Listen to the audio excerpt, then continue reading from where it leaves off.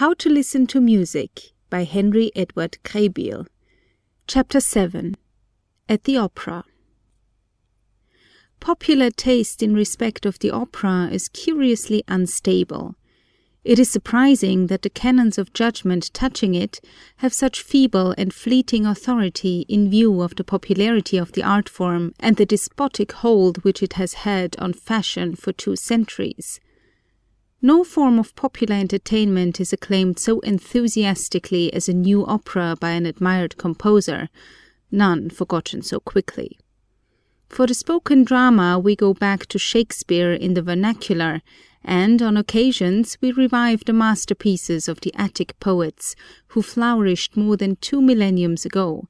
But for opera we are bounded by less than a century, unless occasional performances of Gluck's Orfeo and Mozart's Figaro, Don Giovanni and Magic Flute be counted as submissions to popular demand, which, unhappily, we know they are not. There is no one who has attended the opera for 25 years who might not bewail the loss of operas from the current list which appealed to his younger fancy as works of real loveliness. In the season of 1895 to 96, the audiences at the Metropolitan Opera House in New York heard 26 different operas. The oldest were Gluck's Orfeo and Beethoven's Fidelio, which had a single experimental representation each. After them in seniority came Donizetti's Lucia di Lammermoor, which is 61 years old and has overpassed the average age of immortal operas by from 10 to 20 years, assuming Dr. Hanslick's calculation to be correct. The composers who wrote operas for the generation that witnessed Adelina Patti's debut at the Academy of Music in New York were Bellini, Donizetti, Verdi, and Meyerbeer. Thanks to his progressive genius, Verdi is still alive on the stage, though 9/10 of the operas which made his fame and fortune have already sunk into oblivion.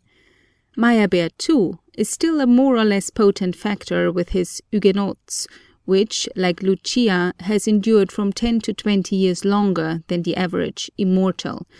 But the continued existence of Bellini and Donizetti seems to be as closely bound up with that of 2 or 3 singers as was Meleager's life with the burning billet which his mother snatched from the flames. So far as the people of London and New York are concerned, whether or not they shall hear Donizetti more, rests with Mesdames Patti and Melba, for Donizetti spells Lucia, Bellini pleads piteously in Sonnambula, but only Madame Nevada will play the mediator between him and our stiff-necked generation. Opera is a mixed art form and has ever been, and perhaps must ever be, in a state of flux, subject to the changes of taste in music, the drama, singing, acting, and even politics and morals. But in one particular the public has shown no change for a century and a half, and it is not quite clear why this has not given greater fixity to popular appreciation. The people of today are as blithely indifferent to the fact that their operas are all presented in a foreign tongue as they were 2 centuries ago in England. The influence of Wagner has done much to stimulate a serious attitude toward the lyric drama, but this is seldom found outside of the audiences in attendance on German representations. The devotees of the Latin exotic, whether it blend French or Italian, or both, as is the rule in New York and London, with its melodic perfume, enjoy the music and ignore the words with the same nonchalance that Edison made merry over. Edison proves to have been a poor prophet.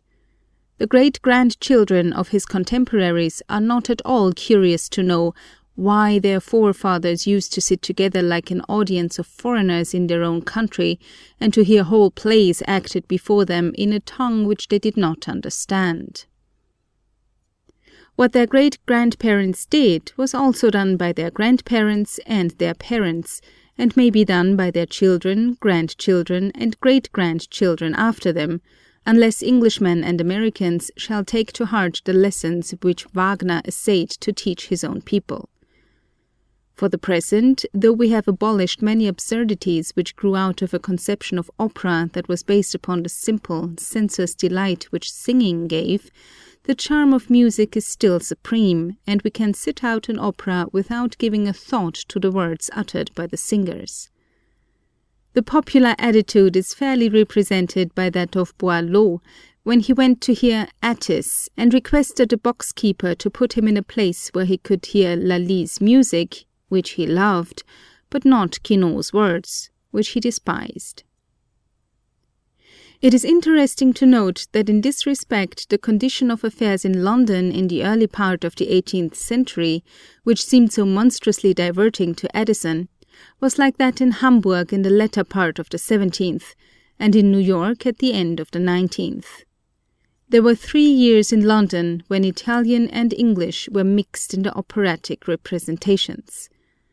Quote, "The king or hero of the play generally spoke in Italian, and his slaves answered him in English. The lover frequently made his court and gained the heart of his princess in a language which she did not understand." End quote. At length, says Addison, the audience got tired of understanding half the opera, and to ease themselves entirely of the fatigue of thinking, so ordered it that the whole opera was performed in an unknown tongue. There is this difference, however, between New York and London and Hamburg at the period referred to. While the operatic ragout was compounded of Italian and English in London, Italian and German in Hamburg, the ingredients here are Italian, French, and German, with no admixture of the vernacular. Strictly speaking, our case is more desperate than that of our foreign predecessors, for the development of the lyric drama has lifted its verbal and dramatic elements into a position not dreamed of 200 years ago. We might endure with equanimity to hear the chorus sing, "La soupe aux choux se fait dans la marmite, dans la marmite on fait la soupe aux choux," at the beginning of Robert le Diable, as tradition says used to be done in Paris, but we surely ought to rise in rebellion when the chorus of guards changed their muttered comments on Pizarro's furious aria in Fidelio from spricht von Tod und Wunde to spricht vom toten Hunde, as is a prevalent custom among the irreverent choristers of Germany. Addison confesses that he was often afraid when seeing the Italian performers chattering in the vehemence of action, that they were calling the audience names and abusing them among themselves. I do not know how to measure the morals and manners of our Italian singers against those of Addison's times, but I do know that many of the things which they say before our very faces for their own diversion are not complimentary to our intelligence. I hope I have a proper respect for Mr. Gilbert's bashful young potato, but I do not think it right, while we are sympathizing with the gentle passion of Cybele, to have his representative bring an offering of flowers and, looking us full in the face, sing Le patate d'amour, ô carifiore. It isn't respectful, and it enables the cynics of today to say, with the poetasters and fiddlers of Addison's day, that nothing is capable of being well set to music that is not nonsense. Operatic words were once merely stalking horses for tunes, but that day is past. We used to smile at Brignoli's "Ah si, ah si, ah si," which did service for any text in high passages, but if a composer should, for the accommodation of his music, change the wording of the creed into credo, non credo in unum deum, as Porpora once did, we should all cry out for his excommunication. As an art form, the opera has frequently been criticized as an absurdity, and it is doubtless owing to such a conviction that many people are equally indifferent to the language employed and the sentiments embodied in the words. Even so serious a writer as George Hogarth does not hesitate in his Memoirs of the Opera to defend this careless attitude. Quote, "The words of an air are of small importance to the comprehension of the business of the piece," he says. They merely express a sentiment, a reflection, a feeling. It is quite enough if their general import is known, and this may most frequently be gathered from the situation, aided by the character and expression of the music." End quote. I myself have known an ardent lover of music who resolutely refused to look into a libretto because, being of a lively and imaginative temperament, she preferred to construct her own plots and put her own words in the mouths of the singers. Though a constant attendant on the opera, she never knew what Il Trovatore was about, which perhaps is not so surprising after all. Doubtless the play which she had fashioned in her own mind was more comprehensible than Verdi's medley of burnt children and asthmatic dance rhythms. Madame de Staël went so far as to condemn the German composers because they follow too closely the sense of the words, whereas the Italians, who are truly the musicians of nature, make the air and the words conform to each other only in a general way. Now, the present generation has witnessed a revolution in operatic ideas which has lifted the poetical elements upon a plane not dreamed of when opera was merely a concert in costume, and it is no longer tolerable that it be set down as an absurdity. On the contrary, I believe that, looked at in the light thrown upon it by the history of the drama and the origin of music, the opera is completely justified as an art form, and, in its best estate, is an entirely reasonable and highly effective entertainment. No mean place, surely, should be given in the estimation of the judicious to an art form which aims in an equal degree to charm the senses, stimulate the emotions, and persuade the reason. This, the opera, or perhaps I would better say the lyric drama, can be made to do as efficiently as the Greek tragedy did it, so far as the differences between the civilizations of ancient Hellas and the 19th century will permit. The Greek tragedy was the original opera, a fact which literary study would alone have made plain, even if it were not clearly of record that it was an effort to restore the ancient plays in their integrity that gave rise to the Italian opera 3 centuries ago. Every schoolboy knows now that the Hellenic plays were simply the final evolution of the dances with which the people of Hellas celebrated their religious festivals. At the rustic Bacchic feasts of the early Greeks, they sang hymns in honor of the wine god and danced on goatskins filled with wine. He who held his footing best on the treacherous surface carried home the wine as a reward. They contended in athletic games and songs for a goat, and from this circumstance scholars have surmised we have the word tragedy, which means goat song. The choric songs and dances grew in variety and beauty. Finally, somebody, tradition preserves the name of Thespis as the man, conceived the idea of introducing a simple dialogue between the strophes of the choric song. Generally, this dialogue took the form of a recital of some story concerning the god whose festival was celebrated. Then, when the dithyrambic song returned, it would either continue the narrative or comment on its ethical features. The merrymakers, or worshippers, as one chooses to look upon them, manifested their enthusiasm by imitating the appearance as well as the actions of the god and his votaries. They smeared themselves with wine lees, colored their bodies black and red, put on masks, covered themselves with the skins of beasts, enacted the parts of nymphs, fauns, and satyrs, those creatures of primitive fancy, half men and half goats, who were the representatives of natural sensuality untrammeled by conventionality. Next, somebody, Archilochus, sought to heighten the effect of the story or the dialogue by consorting it with instrumental music, and thus we find the germ of what musicians, not newspaper writers, call melodrama in the very early stages of the drama's development. Gradually, these simple rustic entertainments were taken in hand by the poets who drew on the legendary stores of the people for subjects, branching out from the doings of gods to the doings of godlike men, the popular heroes, and developed out of them the masterpieces of dramatic poetry which are still studied with amazement, admiration, and love. The dramatic factors which have been mustered in this outline are these: 1. The choric dance and song with a religious purpose. 2. Recitation and dialogue. 3. Characterization by means of imitative gestures, pantomime, that is, and dress. 4. Instrumental music to accompany the song and also the action. All these have been retained in the modern opera, which may be said to differ chiefly from its ancient model in the more important and more independent part which music plays in it.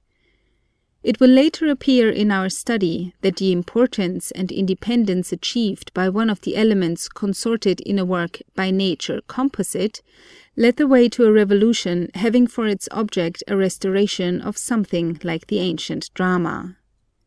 In this ancient drama and its precursor, the dithyrambic song and dance, is found a union of words and music which scientific investigation proves to be not only entirely natural, but inevitable. In a general way, most people are in the habit of speaking of music as the language of the emotions. The elements which enter into vocal music, of necessity the earliest form of music, are unvolitional products which we must conceive as coexistent with the beginnings of human life. Do they then antedate articulate speech? Did man sing before he spoke? I shall not quarrel with anybody who chooses so to put it. Think a moment of the mechanism of vocal music. Something occurs to stir up your emotional nature, a great joy, a great sorrow, a great fear.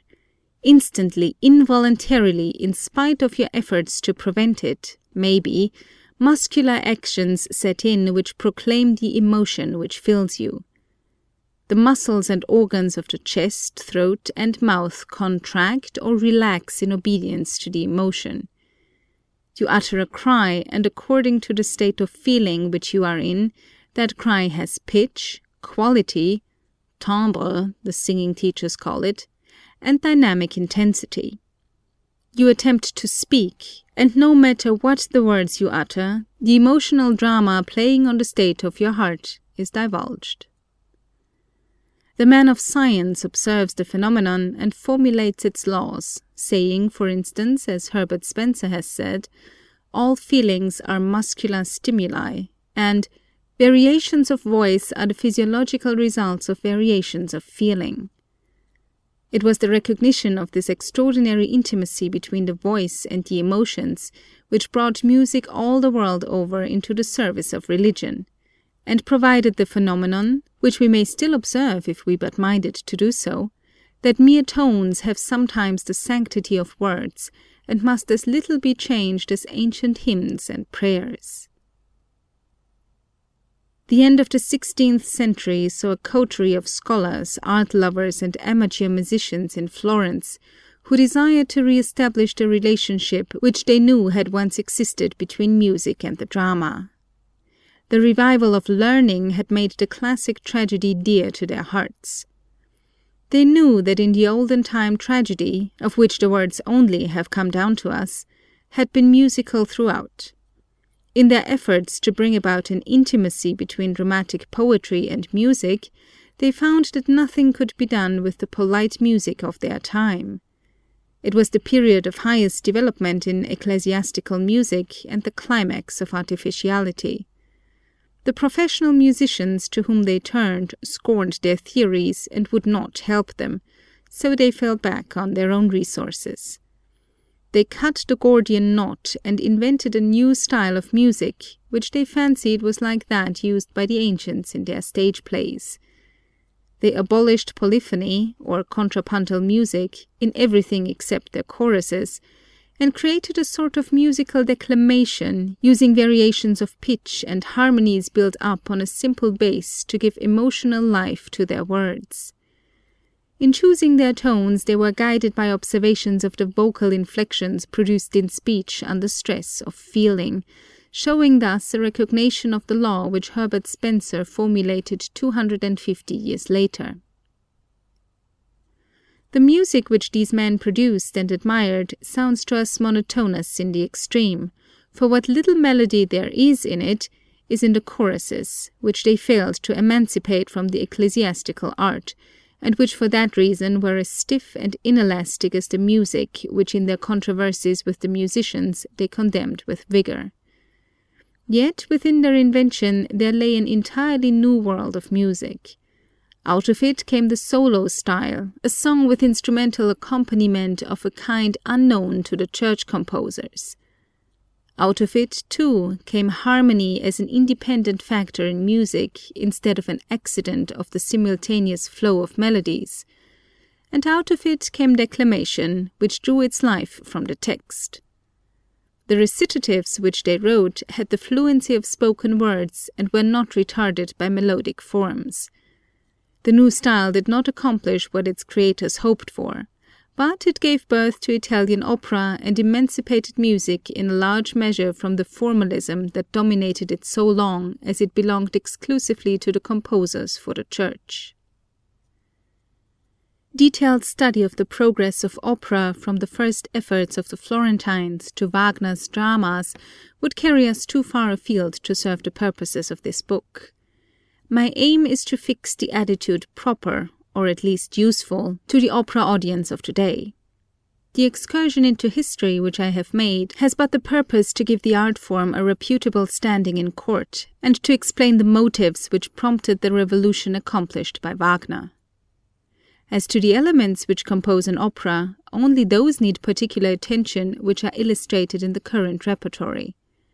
Unlike the opera audiences of 2 centuries ago, we are not required to distinguish carefully between the various styles of opera in order to understand why the composer adopted a particular manner and certain fixed forms in each. The old distinctions between opera seria, opera buffa, and opera semiseria perplex us no more. Only because of the perversion of the time-honored Italian epithet buffa by the French mongrel opera buffe is it necessary to explain that the classic opera buffa was a polite comedy whose musical intriguement did not of necessity differ from that of opera seria, except in this, that the dialogue was carried on in dry recitative, recitativo secco, or parlante, in the former, and a more measured declamation with orchestral accompaniment, recitativo stromentato, in the latter. So far as subject matter was concerned, the classic distinction between tragedy and comedy served. The dry recitative was supported by chords played by a double bass and harpsichord or pianoforte. In London, at a later period, for reasons of doubtful validity, these chords came to be played on a double bass and violoncello, as we occasionally hear them today. Shakespeare has taught us to accept an infusion of the comic element in plays of a serious cast, but Shakespeare was an innovator, a romanticist, and, measured by old standards, his dramas are irregular. The Italians, who followed classic models for a reason amply explained by the genesis of the art form, rigorously excluded comedy from serious operas, except as intermezzi, until they hit upon a third classification, which they called opera semiseria, in which a serious subject was enlivened with comic episodes. Our dramatic tastes being grounded in Shakespeare, we should be inclined to put down Don Giovanni as a musical tragedy, or, haunted by the Italian terminology, as opera semiseria, but Mozart calls it opera buffa, more in deference to the librettist's work, I fancy, than his own, for, as I have suggested elsewhere, the musician's imagination in the fire of composition went far beyond the conventional fancy of the librettist in the finale of that most wonderful work. It is well to remember that Don Giovanni is an opera buffa when watching the buffooneries of Leporello, for that alone justifies them. The French have grande opera, in which everything is sung to orchestra accompaniment, there being neither spoken dialogue nor dry recitative, and opera comique, in which the dialogue is spoken. The latter corresponds with the honorable German term Singspiel, and one will not go far astray if he associate both terms with the English operas of Wallace and Balfe, save that the French and Germans have generally been more deft in bridging over the chasm between speech and song than their British rivals. Opera comique has another characteristic, its denouement must be happy. Formerly, the Théâtre National de l'Opéra Comique in Paris was devoted exclusively to opera comique as thus defined. It has since abolished the distinction, and grand opera may be heard there now. And therefore, when Ambroise Thomas brought forward his Mignon, Goethe's story was found to be changed so that Mignon recovered and was married to Wilhelm Meister at the end. The Germans are seldom pleased with the transformations which their literary masterpieces are forced to undergo at the hands of French librettists. They still refuse to call Gounod's Faust by that name. If you wish to hear it in Germany, you must go to the theatre when Margarete is performed. Naturally, they fell indignantly afoul of Mignon, and to placate them we have a second finale, a denouement allemand, provided by the authors, in which Mignon dies as she ought. Of course, the Große Oper of the Germans is the French Grand Opera and the English Grand Opera, but all the English terms are ambiguous, and everything that is done in Covent Garden in London or the Metropolitan Opera House in New York is set down as Grand Opera, just as the vilest imitations of the French vaudeville or English farces with music are called comic operas. In its best estate, say in the delightful works of Gilbert and Sullivan, what is designated as comic opera ought to be called operetta, which is a piece in which the forms of grand opera are imitated or travestied, the dialogue is spoken, and the purpose of the play is to satirize a popular folly. Only in method, agencies, and scope does such an operetta, the examples of Gilbert and Sullivan are in mind, differ from comedy in its best conception, as a dramatic composition which aims to chastise manners with a smile, ridendo castigat mores. Its present degeneracy, as illustrated in the opéra bouffe of the French and the concoctions of the would-be imitators of Gilbert and Sullivan, exemplifies little else than a pursuit far into the depths of the method suggested by a friend to one of Lally's imitators, who had expressed a fear that a ballet written but not yet performed would fail. "You must lengthen the dances and shorten the ladies' skirts," he said. The Germans make another distinction based on the subject chosen for the story. Spohr's Jesonda, Weber's Freischütz, Oberon and Euryanthe, Marschner's Vampir, Templer und Jüdin, and Hans Heiling are romantic operas. The significance of this classification in operatic literature may be learned from an effort which I have made in another chapter to discuss the terms classic and romantic as applied to music. Briefly stated, the operas mentioned are put in a class by themselves, and their imitations with them, because their plots were drawn from the romantic legends of the Middle Ages, in which the institutions of chivalry, fairy lore, and supernaturalism play a large part. These distinctions we meet in reading about music. As I have intimated, we do not concern ourselves much with them now. In New York and London, the people speak of Italian, English, and German opera, referring generally to the language employed in the performance. But there is also in the use of the terms an underlying recognition of differences in ideals of performance. As all operas sung in the regular seasons at Covent Garden and the Metropolitan Opera House are popularly spoken of as Italian operas, so German opera popularly means Wagner's lyric dramas, in the first instance, and a style of performance which grew out of Wagner's influence in the second. As compared with Italian opera, in which the principal singers are all, and the ensemble nothing, it means mayhap inferior vocalists but better actors in the principal parts, a superior orchestra and chorus, and a more conscientious effort on the part of conductor, stage manager, and artists, from first to last, to lift the general effect above the conventional level which has prevailed for centuries in the Italian opera houses. In terminology as well as in artistic aim, Wagner's lyric dramas round out a cycle that began with the works of the Florentine reformers of the 16th century. Wagner called his later operas Musikdramen, wherefore he was soundly abused and ridiculed by his critics. When the Italian opera first appeared, it was called Drama per musica, or Melodrama, or Tragedia per musica, all of which terms stand in Italian for the conception that Musikdrama stands for in German. The new thing had been in existence for half a century, and was already on the road to the degraded level of which we shall find it when we come to the subject of operatic singing, before it came to be called opera in musica, of which opera is an abbreviation. Now it is to be observed that the composers of all countries, having been taught to believe that the dramatic contents of an opera have some significance, are abandoning the vague term opera and following Wagner in his adoption of the principles underlying the original terminology.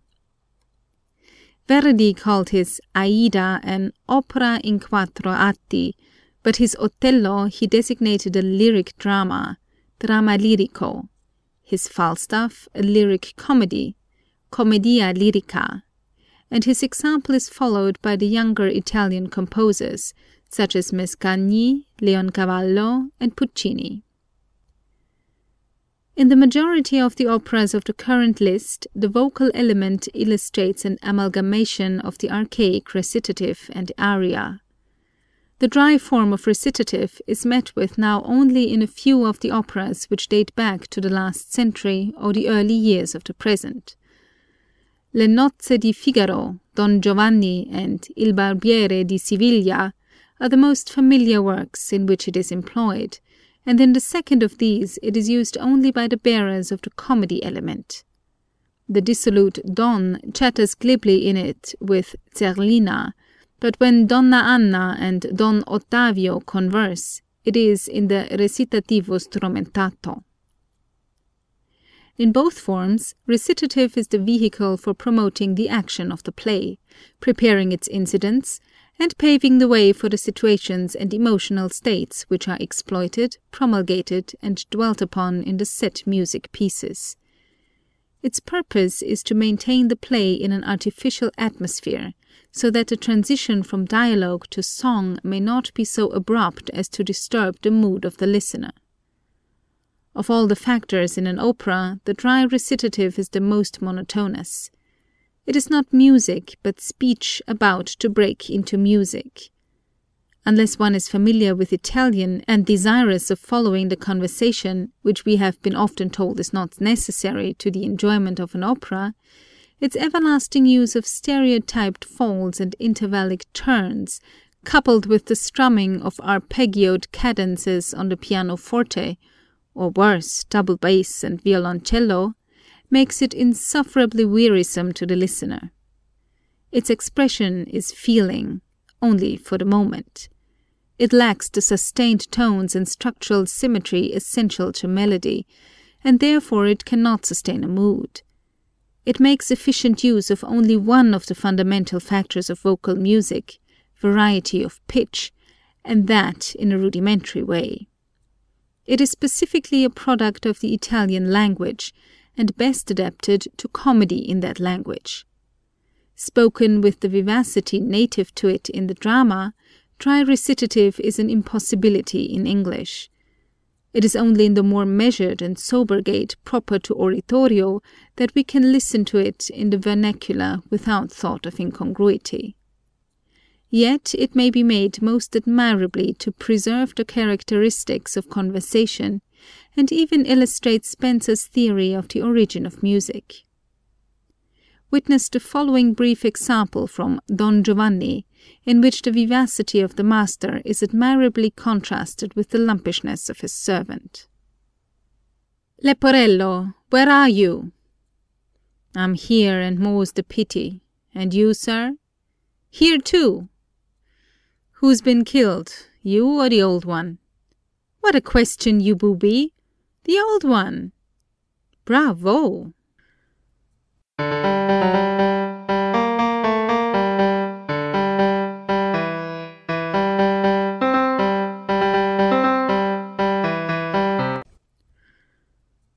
Of course, it is left to the intelligence and taste of the singers to bring out the effects in a recitative, but in this specimen it ought to be noted how sluggishly the disgruntled Leporello replies to the brisk question of Don Giovanni, how correct is the rhetorical pause in "you or the old one," and the greater sobriety which comes over the manner of the Don as he thinks of the murder just committed, and replies, "The old one." I am strongly inclined to the belief that in one form or the other, preferably the accompanied, recitative is a necessary integer in the operatic sum. That it is possible to accustom oneself to the change alternately from speech to song, we know from the experiences made with German, French, and English operas, but these were not true lyric dramas, but dramas with incidental music.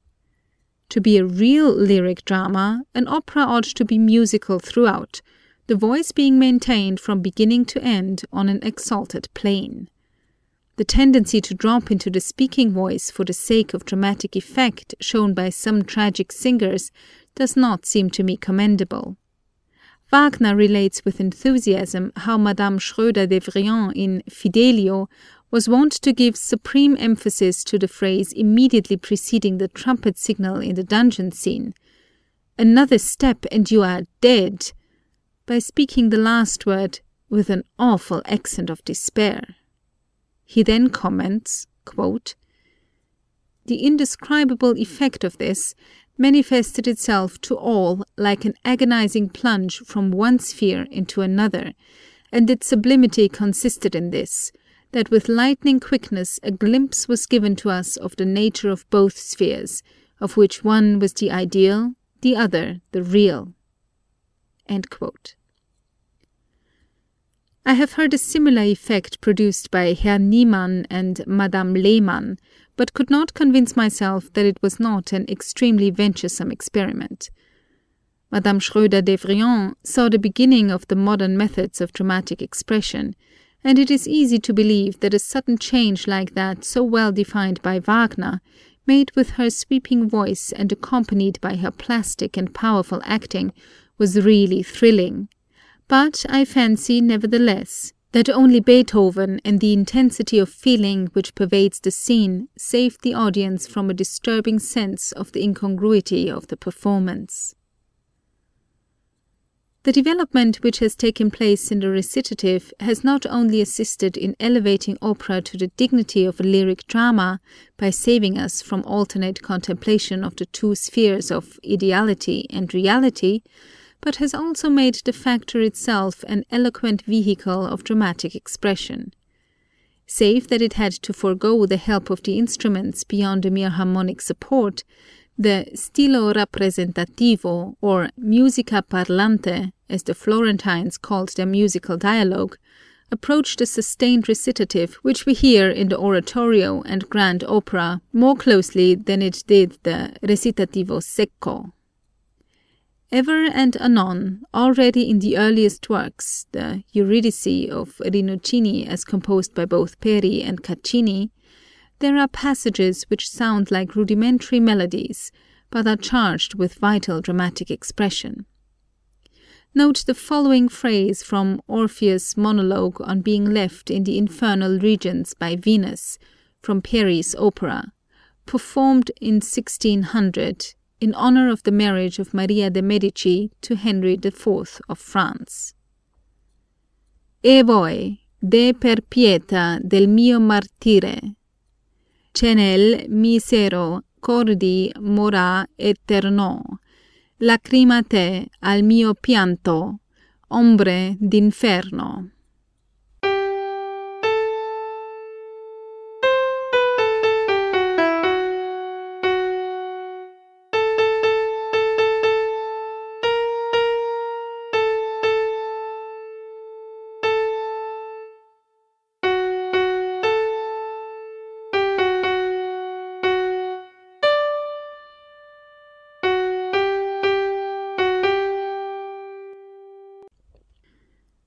Out of this style there grew within a decade something very near the arioso, and for all the purposes of our argument we may accept the melodic devices by which Wagner carries on the dialogue of his operas as an uncircumscribed arioso superimposed upon a foundation of orchestral harmony.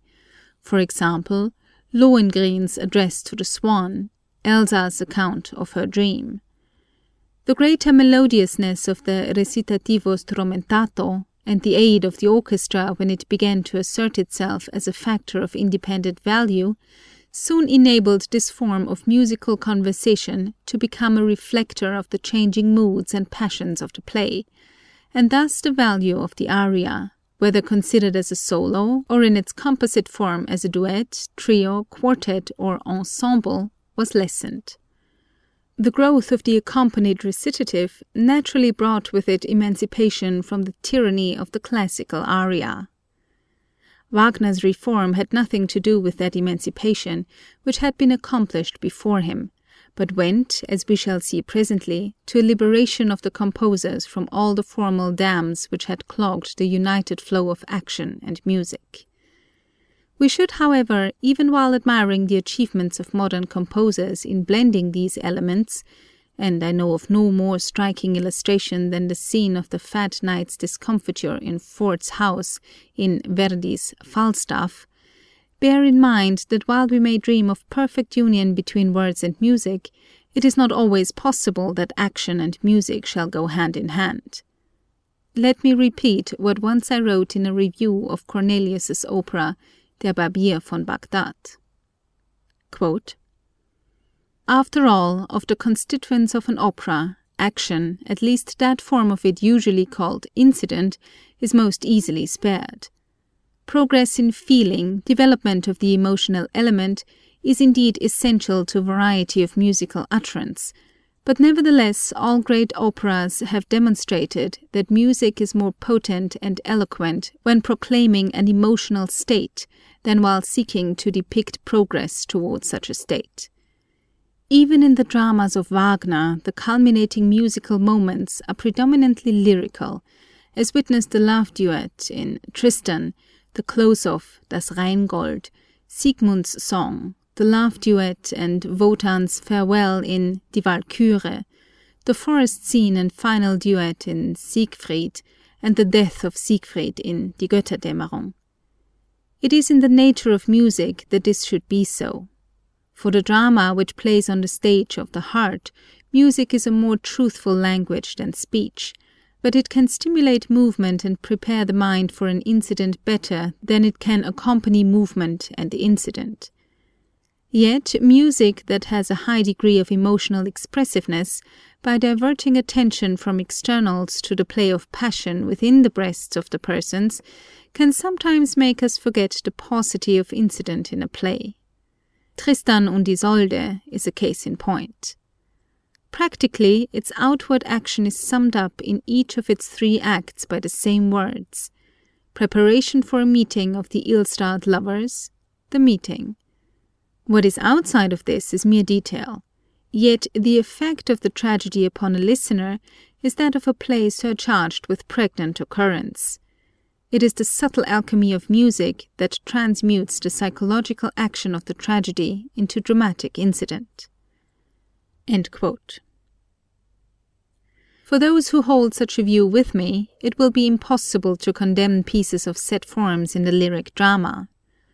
Wagner still represents his artwork alone, but in the influence which he exerted upon contemporaneous composers in Italy and France, as well as in Germany, he is quite as significant a figure as he is as the creator of the Musikdrama. The operas which are most popular in our Italian and French repertoires are those which benefited by the liberation from formalism and the exaltation of the dramatic idea which he preached and exemplified, such works as Gounod's Faust, Verdi's Aida and Otello, and Bizet's Carmen. With that emancipation there came, as was inevitable, new conceptions of the province of dramatic singing, as well as new convictions touching the mission of the orchestra. The instruments in Wagner's latter-day works, are quite as much as the singing actors, the expositors of the dramatic idea, and in the works of the other men whom I have mentioned, they speak a language which a century ago was known only to the orchestras of Gluck and Mozart with their comparatively limited, yet eloquent vocabulary.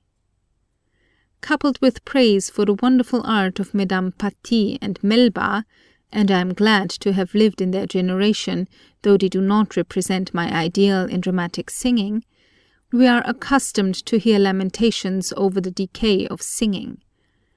I have intoned such jeremiads myself, and do not believe that music is suffering from a greater want today than that of a more thorough training for singers. I marvel when I read that Senecio sang cadences of 50 seconds duration, that Ferri with a single breath could trill upon each note of 2 octaves, ascending and descending, and that La Bastardella's art was equal to a perfect performance, perfect in the conception of her day, of a flourish like this.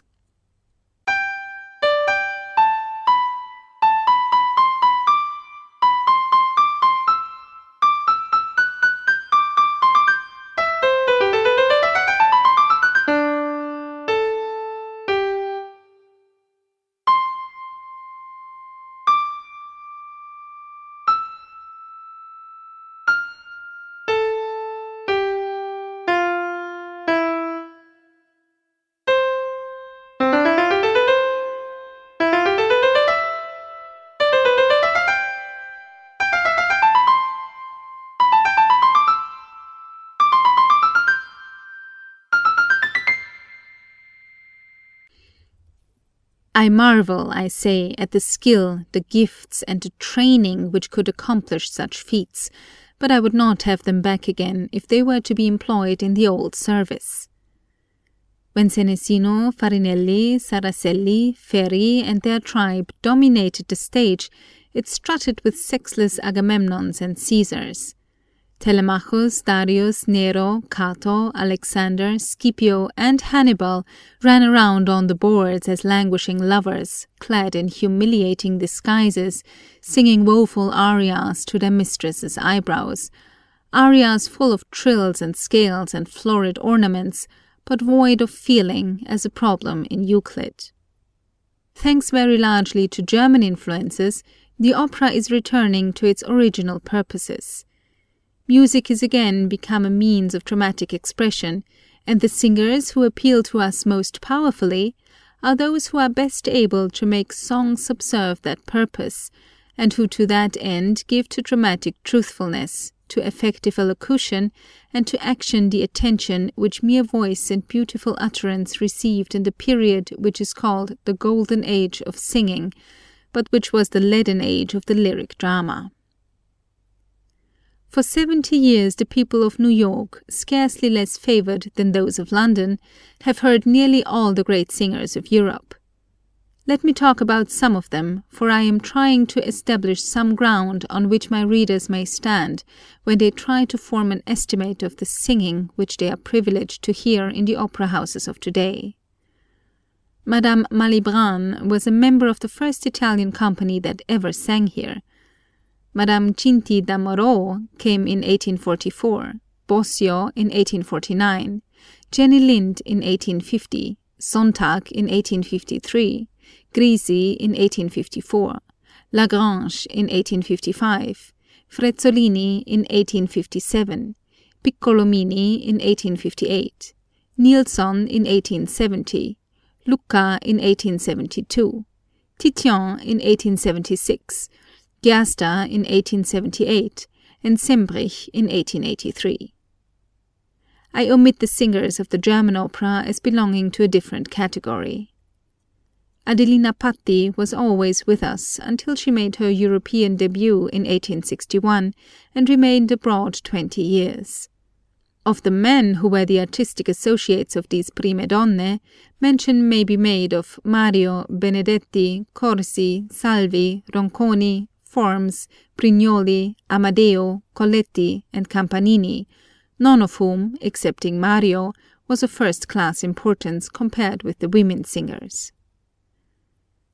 Nearly all of these singers, even those still living and remembered by the younger generation of today, exploited their gifts in the operas of Rossini, Bellini, Donizetti, the early Verdi, and Meyerbeer.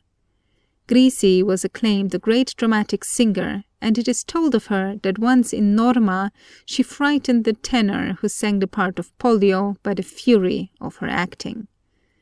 But measured by the standards of today, say that set by Calve's Carmen, it must have been a simple age that could be impressed by the tragic power of anyone acting the part of Bellini's druidical priestess.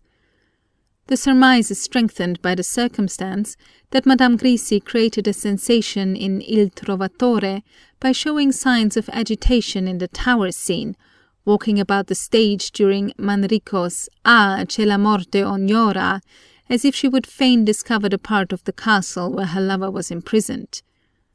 The chief charm of Jenny Lind in the memory of the older generation is the pathos with which she sang simple songs. Mendelssohn esteemed her greatly as a woman and artist, but he is quoted as once remarking to Chole, "I cannot think why she always prefers to be in a bad theatre."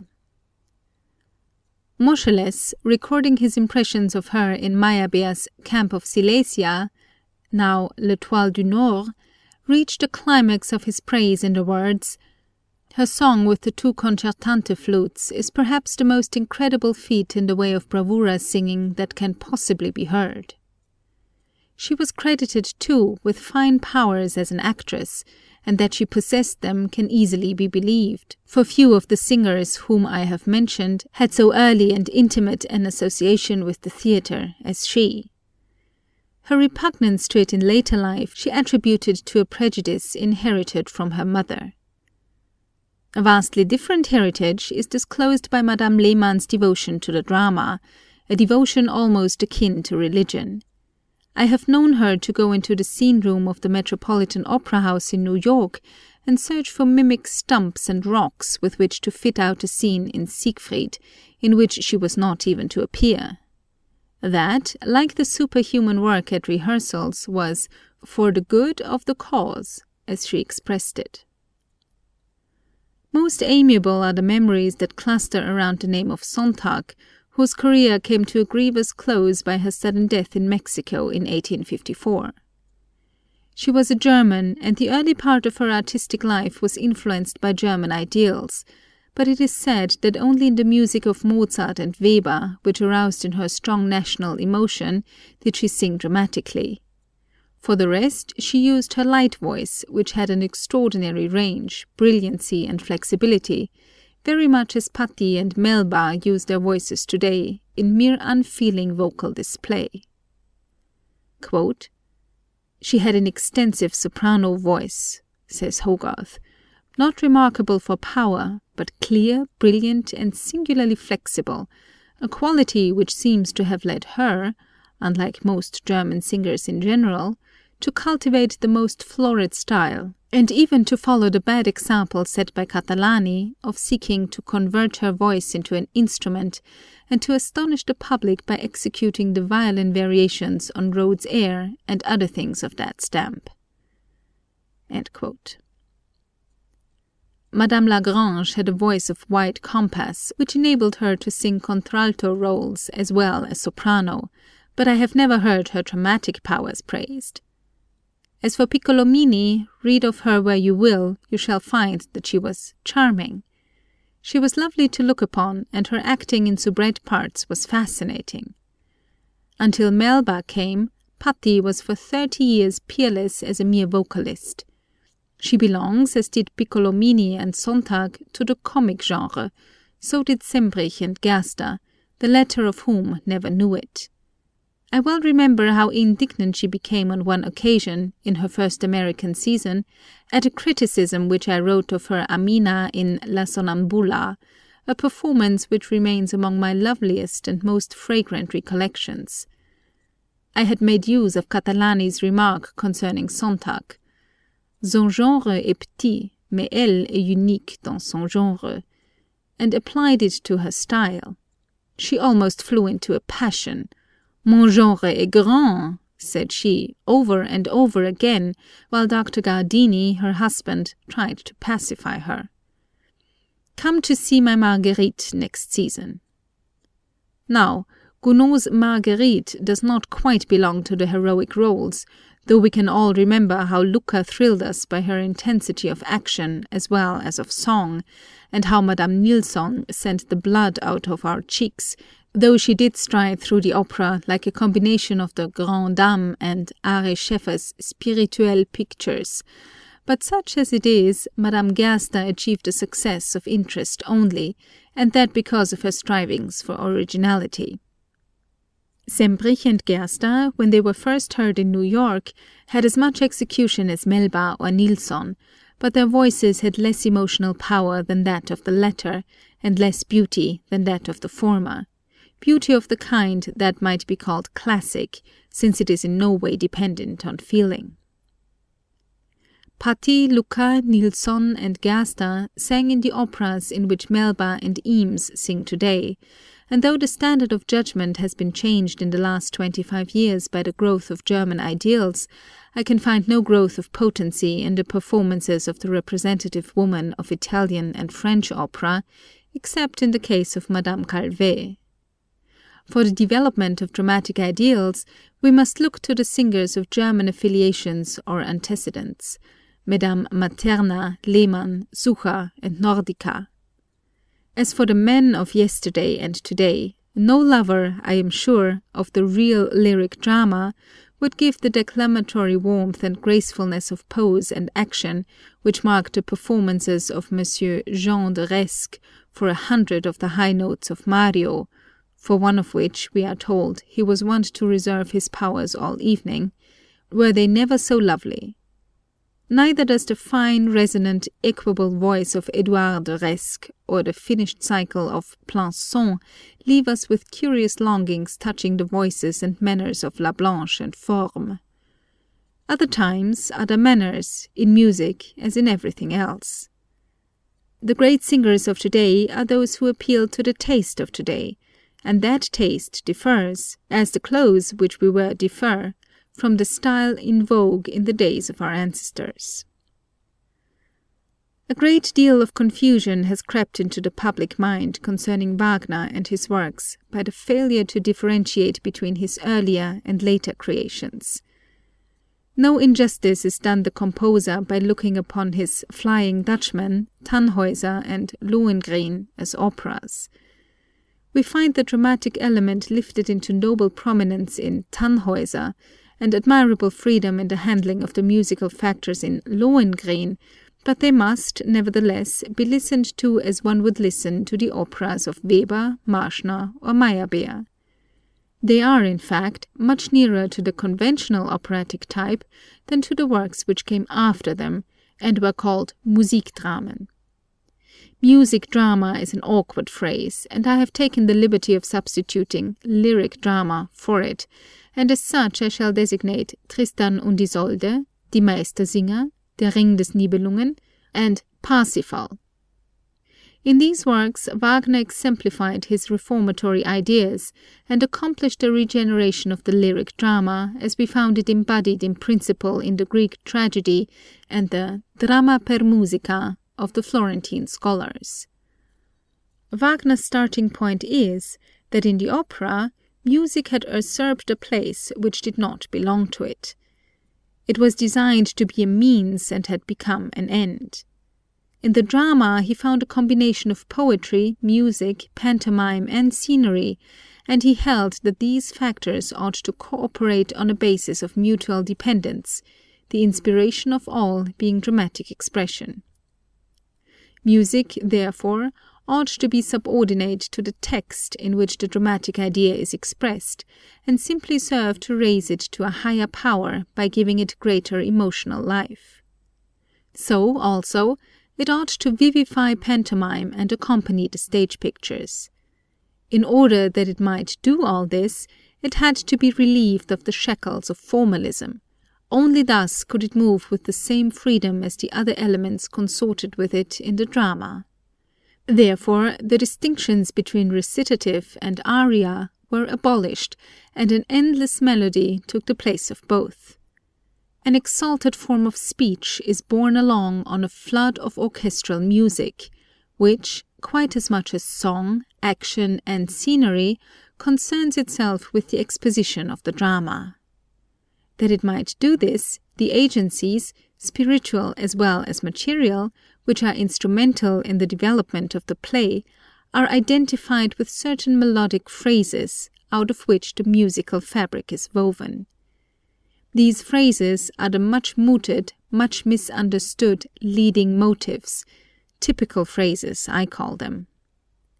Wagner has tried to make them reflect the character or nature of the agencies with which he has associated them, and therefore we find the giants in the Nibelung tetralogy symbolized in heavy, slowly moving, cumbersome phrases.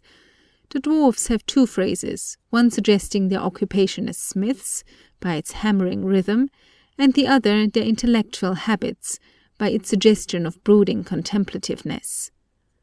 I cannot go through the catalogue of the typical phrases which enter into the musical structure of the works which I have called lyric dramas as contradistinguished from operas. They should, of course, be known to the student of Wagner, for thereby will he be helped to understand the poet-composer's purposes, but I would fain repeat the warning which I uttered twice in my Studies in the Wagnerian Drama.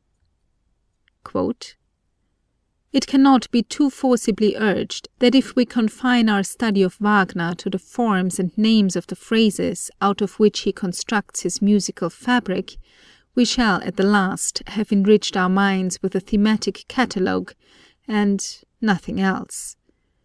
We shall remain guiltless of knowledge unless we learn something of the nature of those phrases by noting the attributes which lend them propriety and fitness, and can recognize, measurably at least, the reasons for their introduction and development.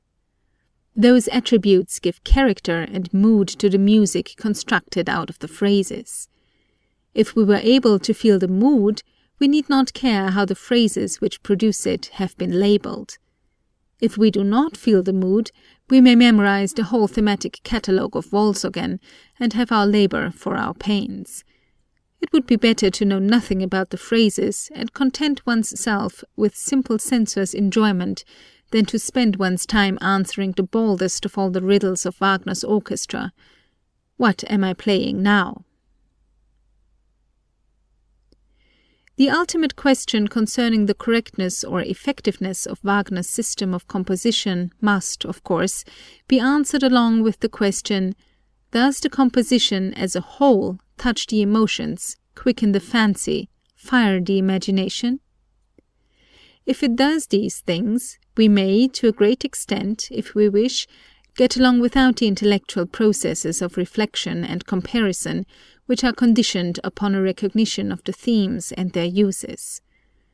But if we put aside this intellectual activity, we shall deprive ourselves, among other things, of the pleasures which it is the province of memory to give, and the exercise of memory is called for by music much more urgently than by any other art, because of its volatile nature and the role which repetition plays in it." End of chapter 7.